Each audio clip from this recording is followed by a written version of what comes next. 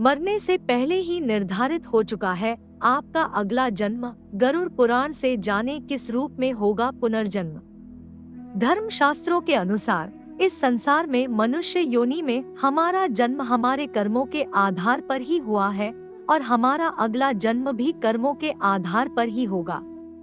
गरुड़ पुराण के अनुसार व्यक्ति के अच्छे या बुरे कर्मों के आधार पर उसका अगला जन्म होता है।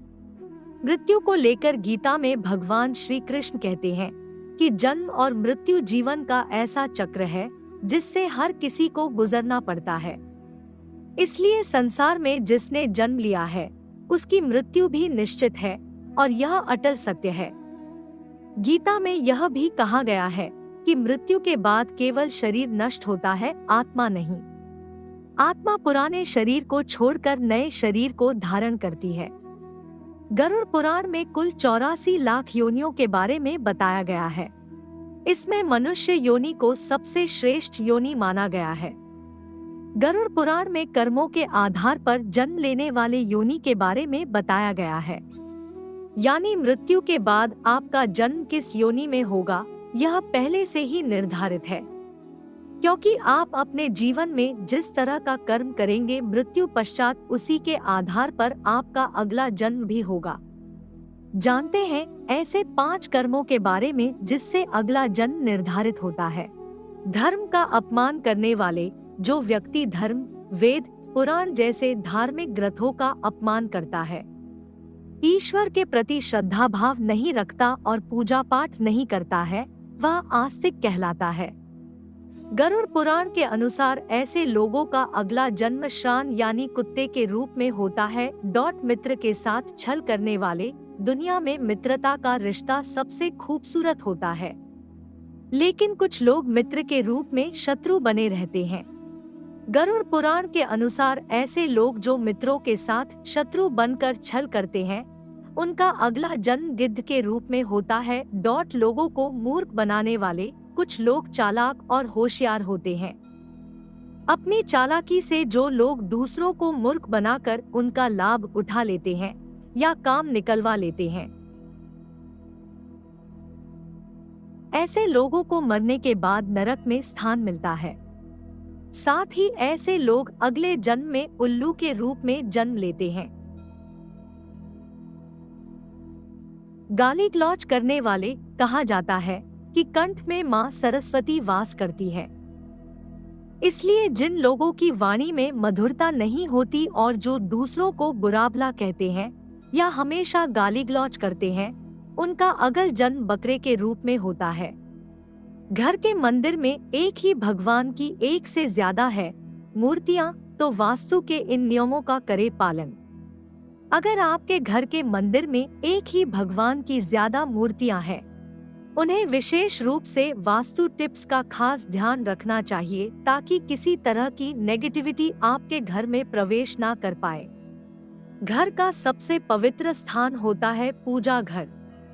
यहाँ पर हमेशा सकारात्मकता बनी रहती है। आजकल लोग बने हुए मंदिर भी अपने घर पर रख लेते हैं। इनमें अपने भगवान की मूर्तियों को सजाते हैं ताकि भगवान का आशीर्वाद हमेशा उनके ऊपर बना रहे।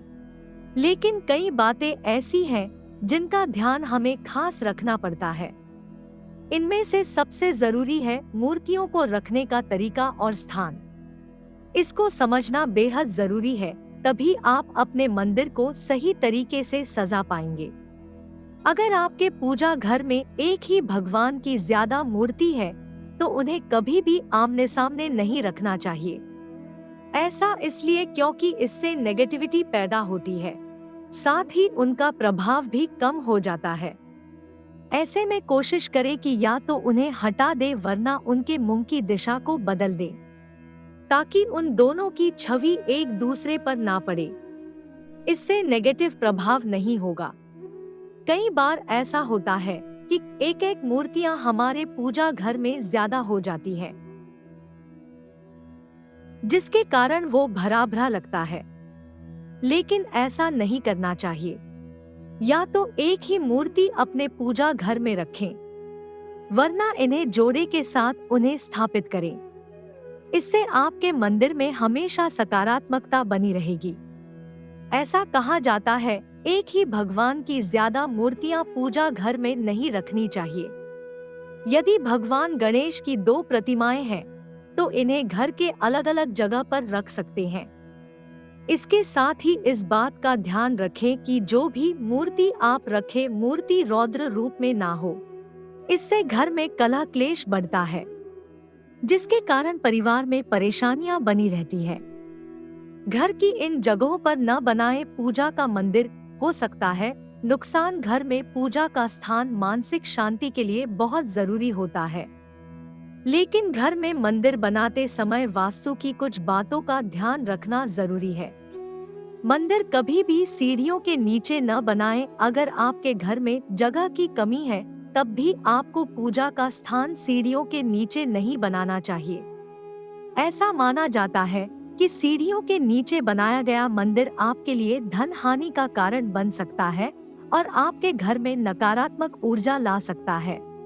बेडरूम में न बनाएं। पूजा का मंदिर कभी भी आपको बेडरूम में बनाना चाहिए। यदि आपका घर छोटा है और आपके घर में पूजा के लिए मंदिर बनाने का कोई विकल्प नहीं है, तो आप बेडरूम में बने मंदिर की जैसे ही पूजा हो जाए उस स्थान पर पर्दा डाल दें। कभी भी सोते समय ईश्वर सामने नहीं होने चाहिए। खास तौर पर पूजा का स्थान आपको शादीशुदा जोड़े के कमरे में नहीं बनाना चाहिए।